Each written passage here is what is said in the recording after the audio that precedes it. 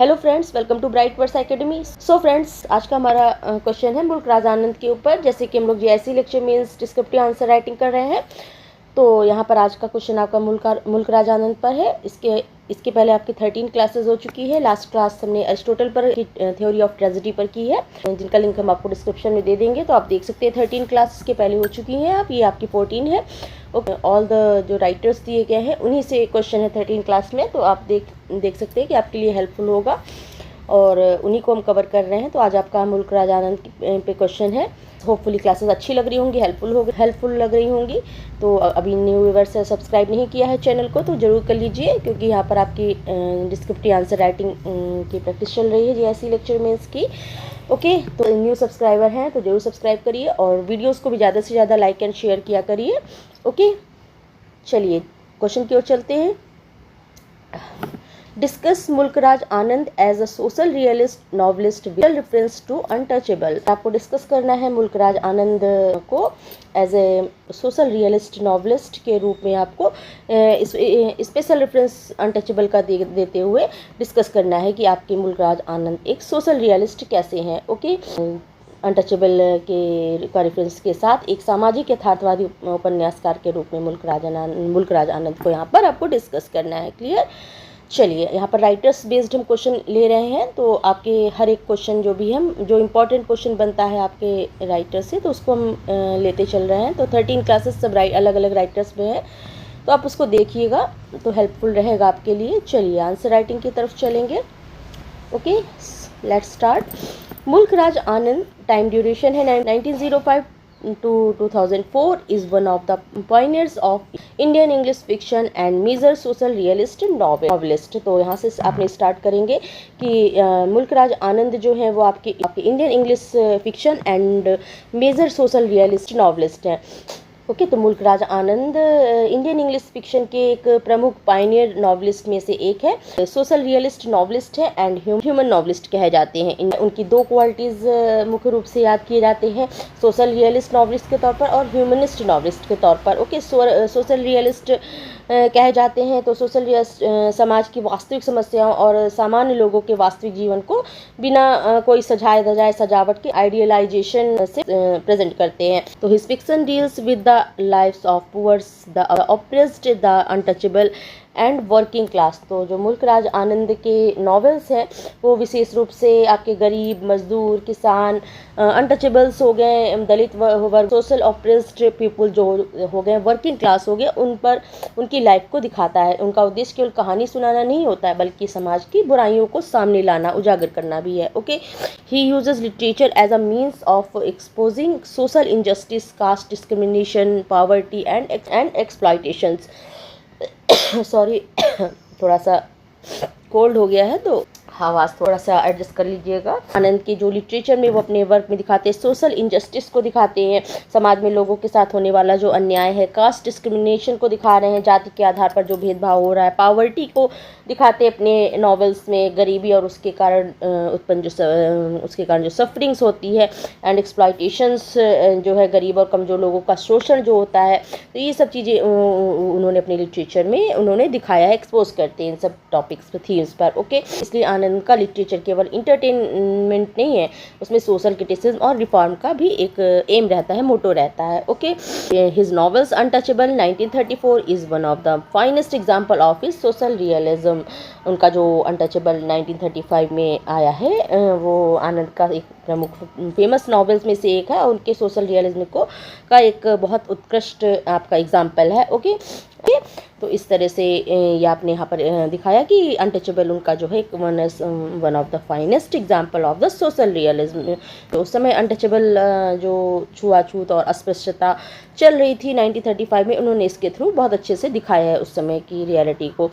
Okay, तो यहाँ पर मुल्क राज आनंद के विषय में बताया कि उनके नॉवेल्स कैसे होते थे, कैसे वो एक सोशल रियलिस्ट कहलाते हैं, और यहाँ पर अनटचेबल का रेफरेंस भी दिखाया। फिर नेक्स्ट आप बात करेंगे डिटेल में untouchable presents the life of बाखा। अब अनटचेबल क्या है, रेफरेंस देना है ना उसका देते हुए अनटचेबल का, तो उसी से बात करेंगे। Untouchable present the life of Bakha and 18 years old sweeper during a single day.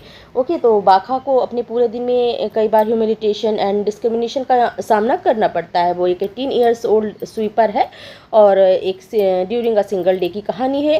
Untouchable में प्रेजेंट बाखा की लाइफ को दिखाया गया है। 18 years old स्वीपर है जो कि ड्यूरिंग अ सिंगल डे, एक सिंगल डे सुबह से लेकर शाम तक की कहानी है, जिसमें कि उस समय की जो अस्पृश्यता, जो अनटचेबल उस समय समाज में चल रहा था, दिख रहा था, वो एक सिंगल डे में आपके मुल्कराज आनंद ने बहुत खूबसूरती से उसी में दिखाया। एक सिंगल डे में बाखा का संघर्ष, सफरिंग्स, पीड़ा और जो समाज में स्थिति थी अनटचेबल्स की, तो उन सबको बहुत अच्छे से सिंगल डे में ही दिखाया है। आपके यहाँ से आपने स्टार्ट किया। बाखा 18 years old एक स्वीपर है, वो समाज की उस कास्ट से आता है जो कि अनटचेबल मानी जाता है और उसका काम सफाई करना है। लेकिन आनंद का उद्देश्य केवल ये बताना नहीं कि बाखा क्या काम करता है, वे दिखाते कि समाज उसकी ऑक्यूपेशन के साथ साथ उसकी पूरी ह्यूमन आइडेंटिटी को भी इंफीरियर मानता है। ओके, तो इस तरह से through Bakha's experiences Anand realistically portrays the humiliation suffered by people belonging to the lowest caste. तो राज आनंद का उद्देश्य केवल ये बताना नहीं है कि बाखा क्या काम करता है, वो इसके थ्रू दिखाते हैं कि समाज उसकी ऑक्यूपेशन, जो उसका काम है, स्वीपर का काम करता है, उसकी ऑक्यूपेशन के साथ साथ उसकी जो पूरी ह्यूमन डिग्निटी, ह्यूमन आइडेंटिटी जो को भी इंफीरियर मानता है। ओके, इस तरह से यहाँ पे Anand realistic portrays humiliation suffered by people belonging to lowest caste, जो लोएस्ट कास्ट की वजह से वो अपनी उस ह्यूमिलिएशन को सफ़र कर रहा था, समय जो समाज में दिखती थी, उसको उन्होंने बहुत बाखा के थ्रू प्रेजेंट किया है। यहाँ पर यही नॉवेल की सबसे बड़ी आपकी एक समस्या दिखाया गया है इसमें। Okay, Bakha is treated as untouchable and is denied basic human dignity. तो बाखा को अपने पूरे दिन में कई बार ह्यूमिलिएशन का और डिस्क्रिमिनेशन का सामना करना पड़ता है, अनटचेबल की जैसे उससे लोग पेश आते हैं, and denied basic human dignity, और जो उसकी लोग केवल उसकी जाति के कारण उसको नीचा समझते हैं, और उसके कास्ट केवल सोशल लेवल नहीं बल्कि उसके दैनिक जीवन की एक रियलिटी बन गया है। किसी को उसे सम्मान नहीं मिलता, समान व्यवहार नहीं मिलता, सोशल स्पेसेस में बराबरी नहीं मिलती और उसकी ह्यूमन डिग्निटी को यहाँ पर चोट पहुँचती है। इसलिए बाखा इंडिविजुअल कैरेक्टर होने के साथ साथ पूरे अप्रेस्ड क्लास को यहाँ पर रिप्रेजेंटेटिव बन जाता है। अप्रेस्ड क्लास को, शोषित वर्ग को यहाँ पर रिप्रेजेंट कर रहा है। Clear? The novel exposes the hypocrisy of society that speaks of religion and purity while practicing caste-based discrimination। और जो नॉवेल है वो रिलीजन और प्योरिटी और हाइपोक्रेसी को दिखा रहा है। कैसे? नॉवेल में मुल्कराज आनंद ने कास्ट सिस्टम की, रिलीजियस हाइपोक्रेसी की यहाँ पर आलोचना की है। द नॉवेल एक्सपोजेज, जो नॉवेल एक्सपोज कर रहा है हाइपोक्रेसी ऑफ सोसाइटी, यहाँ पर नॉवेल जो है वो आनंद जो है नॉवेल में वो कास्ट सिस्टम की, रिलीजियस हाइपोक्रेसी की यहाँ पर आलोचना कर रहे हैं। That speaks the religion and purity while practising caste based discrimination. समाज में कुछ लोग जो रिलीजन, प्योरिटी और की बातें करते हैं, उसी समय वे एक दूसरे इंसान के साथ कास्ट के आधार पर भेदभाव भी करते हैं। तो आनंद इस कॉन्ट्राडिक्शन को यहाँ पर एक्सपोज भी कर रहे हैं।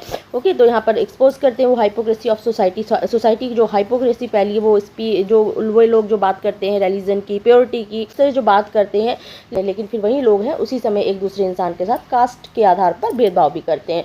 तो यही जो नॉवेल है आनंद इसके थ्रू कॉन्ट्राडिक्शन को यहाँ पर एक्सपोज कर रहे हैं, इस कॉन्ट्राडिक्शन को। ओके, समाज की जो रियलिटी है कि आदमी कैसे दोगलापन दिखाता है कि किसी के साथ कुछ व्यवहार हो रहा था। तो ये आपका अनटचेबल बहुत अच्छे से इसने यहाँ पर बाखा कैरेक्टर के थ्रू उस रियलिस्टिक प्रॉब्लम थी जो उस समय की अनटचेबल वाली, तो वो उसको यहाँ पर बहुत खूबी बाखा के कैरेक्टर के थ्रू दिखाता है। ओके, यही हाइपोक्रेसी आनंद के सोशल क्रिटिसिज्म का एक महत्वपूर्ण हिस्सा है। इस तरह वो सोशल क्रिटिसाइज कर रहे हैं यहाँ पर जो भेदभाव और जो उस समय सोसाइटी में हो रहा था। नेक्स्ट बात करेंगे, Anand's realism lies in his focus on ordinary people and everyday social experiences. Okay, Anand के सोशल रियलिज्म की सबसे बड़ी विशेषता है कि ऑर्डिनरी पीपल को लिटरेचर का सब्जेक्ट बनाते हैं वो। आनंद का रियलिज्म जो है वो दिखाता है, फोकस करता है किस पे, ऑर्डिनरी पीपल का एंड एवरीडे सोशल एक्सपीरियंस। जो एवरीडे का इंसान, जो ऑर्डिनरी मैन एक्सपीरियंस करता है, वो उसको ही नॉवेल में दिखाते हैं। ओके, तो आनंद के सोशल रियलिज्म की सबसे बड़ी विशेषता है कि वो ऑर्डिनरी पीपल की एवरीडे सोशल एक्सपीरियंस को दिखाते हैं, कि लिटरेचर का सब्जेक्ट वो बनाते हैं। जो एक ऑर्डिनरी कॉमन मैन होता है उसकी जो एवरीडे सोशल एक्सपीरियंस रहते हैं वही इनकी थीम होती है। मेन रियलिज्म को दिखाते हैं, उसके थ्रू फोकस करते हैं। कथन king, heroes, rich peoples, powerful people पर नहीं, बल्कि एक स्वीपर बॉय बाखा को प्रोटोगॉनिस्ट बनाता है। तो जिस व्यक्ति को सोसाइटी सबसे नीचे रखती है, आनंद उसे नॉवेल का सेंटर बनाते हैं। जो है एक कॉमन मैन की एवरीडे सोशल एक्सपीरियंस को दिखाते हैं। He does not romanticise poverty और hide the harsh realities of Indian society. जो आनंद है गरीबों की सफरिंग्स को वास्तविक रूप से दिखाते हैं। वे ये नहीं कहते हैं कि गरीबी बहुत महान या सुंदर जीवन है, वो इस तरह से करके नहीं दिखाते। जो एज इट इज लाइफ में होता है उसी को वो दिखा रहे हैं। He does not romanticise poverty, hide the harsh harsh realities को छुपाकर इंडियन सोसाइटी की उससे सुंदरता से नहीं भरते वो, लेकिन जो हो रहा है वो उसके बजाय कि वो पावर्टी और कास्ट डिस्क्रिमिनेशन, व्यक्ति की dignity, identity, opportunities, psychological condition को कैसे प्रभावित करती है, इस तरह से वो रिप्रेजेंट करते हैं। ओके, इसलिए आनंद का रियलिज्म डायरेक्ट एंड अनकम्प्रोमाइजिंग है। ओके, बनावटी तौर पर सजा धजा कर पावर्टी को बहुत उस तरह से करके नहीं दिखाते हैं। तो सफरिंग्स उस समय identity, dignity, opportunities, psychological condition रहती को दिखाते हैं जो एज इट इज़ उस समय आदमी फील करता है। Okay, the incident involving Bakha such as his treatment in the street at the temple and his interaction with upper caste people reveal the cruelty of the caste system.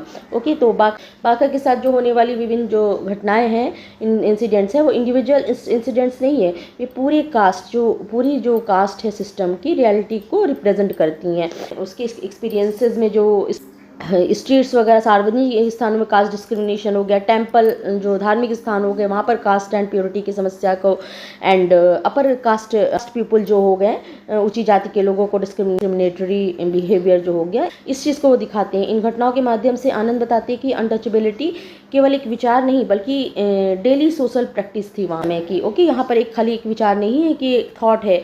ये आपको उस समय का जो अनटचेबल मैन था वो महसूस कर रहा था उसके सफरिंग को, वैसे ही यहाँ पर दिखाते हैं उस कास्ट सिस्टम की। Okay, reveal the cruelty of the caste system, वो रिवील कर रहे हैं उस समय की क्रूएल्टी ऑफ कास्ट सिस्टम को। खाली एक इंडिविजुअली वाका के कैरेक्टर को नहीं प्रेजेंट करते, वो इंडिविजुअली ना प्रेजेंट करके वो सार्वजनिक कास्ट सिस्टम की रियलिटी को यहाँ पर रिप्रेजेंट कर रहे हैं। Anand thus gives a human voice to the voices. Bakha की स्टोरी के माध्यम से वे उन लाखों लोगों की समस्या सामने रख रहे हैं जो कास्ट डिस्क्रिमिनेशन का सामना करते हैं। इसलिए आनंद का literature literary representation plus social protest दोनों को दिखा रहा है। ओके, और वो एक मौका देते हैं, एक अवसर देखते हैं जिन लोगों की आवाज़ों को दबाया जाता है, आनंद ने फिक्शन के थ्रू उनको बोलने का अवसर दिया है। Okay, clear? ओके, चलिए नेक्स्ट बात करेंगे। The novel also contains an element of social reform. Novel है वो आपका एक सोशल रिफॉर्म के एलिमेंट को भी दिखा रहा है। कैसे? The appearance of Mahatma Gandhi towards the end offers a message against untouchability. तो नॉवेल के अंत में जो महात्मा गांधी की अपीयरेंस बहुत महत्वपूर्ण है। इसमें गांधी अनटचेबिलिटी के खिलाफ आवाज़ उठाते हैं और उनका मैसेज है कि किसी व्यक्ति को केवल उसकी कास्ट के कारण इन्फीरियर नहीं माना जाना चाहिए। Appearance of Mahatma Gandhi towards the end offers a message against untouchability. Novel के अंत में महात्मा गांधी की जो अपीयरेंस बहुत महत्वपूर्ण है आपकी। गांधी जी अनटचेबिलिटी के खिलाफ यहाँ पर आवाज़ उठाते हैं। उनका मैसेज है कि किसी व्यक्ति को केवल कास्ट के कारण इन्फीरियर नहीं मानना चाहिए। Emphasises on the dignity of the Harijan, suggest the possibility of social transformation. और गांधी जी का अपीयरेंस ये बताता है कि मुल्क आनंद केवल प्रॉब्लम दिखाकर नहीं रुकते हैं, वे सॉल्यूशन और ट्रांसफॉर्मेशन की पॉसिबिलिटी भी दिखाते हैं। ओके, नॉवेल में दो लेवल्स दिखाई देते हैं, प्रॉब्लम भी दिखाते हैं, एंड प्रॉब्लम क्या है? Untouchability, and possible response social reform. Okay, इसलिए अनटचेबल केवल सोशल क्रिटिसिज्म नहीं है, इसमें रिफॉर्मेटिव पर्पस भी है। Okay, Gandhi ji emphasises on the dignity of the Harijan, suggest as possibility of social transformation. जी को अपीयरेंस से बताता है कि आनंद केवल प्रॉब्लम दिखाकर नहीं रुकते, वे सॉल्यूशन और ट्रांसफॉर्मेशन की पॉसिबिलिटी को भी दिखा रहे हैं। सोशल ट्रांसफॉर्मेशन की पॉसिबिलिटी को भी दिखाते हैं। अनटचेबल केवल आपका सोशल क्रिटिसिज्म नहीं कहा जाएगा, ये आपका रिफॉर्मेटिव पर्पस भी है इसका। Okay, at the same time Anand represents the problem as a deep social evil requiring fundamental change. Anand की सोशल रियलिज्म के पीछे एक बड़ा विचार है, उनके लिए किसी व्यक्ति की वैल्यू की उसकी caste, occupation, social status, economic position से नहीं तय होनी चाहिए।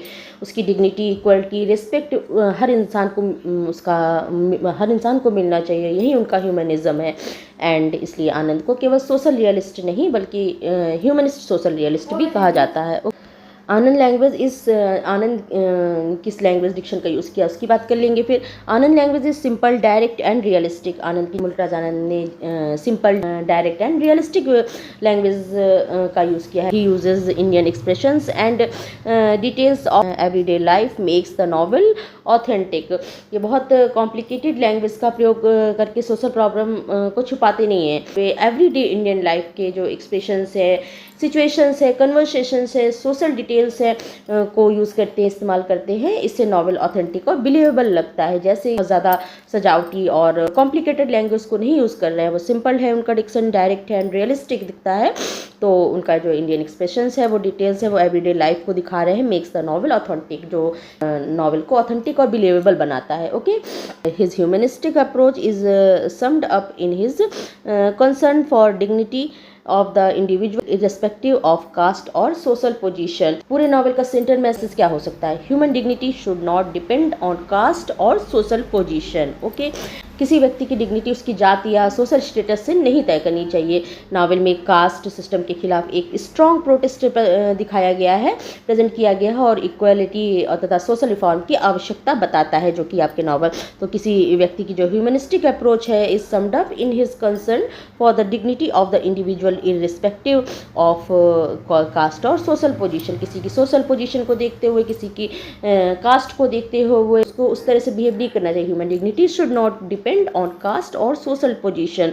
किसी व्यक्ति की डिग्निटी या जाति, उसकी जाति या सोशल स्टेटस से तय नहीं होती है। नॉवेल जो है आपका वो कास्ट सिस्टम के खिलाफ एक स्ट्रॉन्ग प्रोटेस्ट प्रेजेंट करता है और इक्वलिटी तथा सोशल रिफॉर्म की आवश्यकता को बताता है। ओके, तो इसीलिए अनटचेबल को केवल सोशल क्रिटिसिज्म नहीं है बल्कि आपका रिफॉर्मेटिव पर्पस भी है इसका। ओके, तो यहाँ पर इस तरह से आपने दिखाया कि किसी व्यक्ति की डिग्निटी जाति, सोशल स्टेटस से तय नहीं होनी चाहिए। ओके, इक्वलिटी और सोशल रिफॉर्म की आपकी आवश्यकता को बता रहा है, प्रेजेंट करता है आपका ये नॉवेल। ओके, तो यहाँ पर आपने यहाँ पर बात की कि कैसे आपके मुल्कराज आनंद जो है as a social realist novelist थे, और आपने अनटचेबल का यहाँ पर रेफरेंस देते हुए बताया। ओके, फिर लास्ट में कंक्लूजन देकर एंड करते हैं। ओके, चलिए। 10 Untouchable establish Mulk Raj Anand as a powerful social realist and humanist novelist. इस प्रकार अनटचेबल एस्टैब्लिश करता है मुल्कराज आनंद को एक powerful social realist and humanist and novelist के तौर पर। Why is Anand a social realist? क्यों कहा जाता है आनंद को social realist? Because he focuses on ordinary people. या पॉइंट लिख सकते हैं, he focuses on ordinary people, he portrays poverty realistically, he exposes caste discrimination, he depicts exploitations and social injustice, he avoids romanticizing suffering, he uses realistic language and details, he gives voice of marginalized people, he combines realism with social reform and humanism। तो ये सब point के कारण वो एक क्या कहे जाते हैं?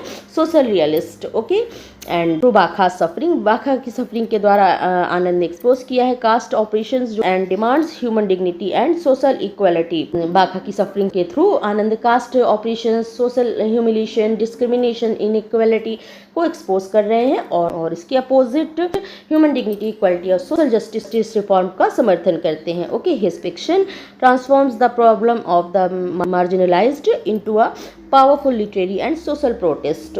उनका जो नॉवेल है वो लोगों की समस्या को एक ताकतवर साहित्यिक और सामाजिक विरोध में बदल देती है। ओके, का फिक्शन है ये ट्रांसफॉर्म कर देता है जो प्रॉब्लम है, मार्जिनलाइज्ड प्रॉब्लम जो दिखा रहा है ये आपका अनटचेबिलिटी के थ्रू, तो वो powerful literary and social protest के तौर पर ये आपका बदल देता है। ओके, तो इसीलिए का नॉवेल है वो खाली एक सोशल क्रिटिसिज्म के तौर पर नहीं बल्कि आपका एक रिफॉर्मेटिव पर्पस के तौर पर भी आपका सामने आता है। ओके, आपका आज का क्वेश्चन हो गया Mulk Raj Anand as social realist novelist, reference देते हुए अनटचेबल का।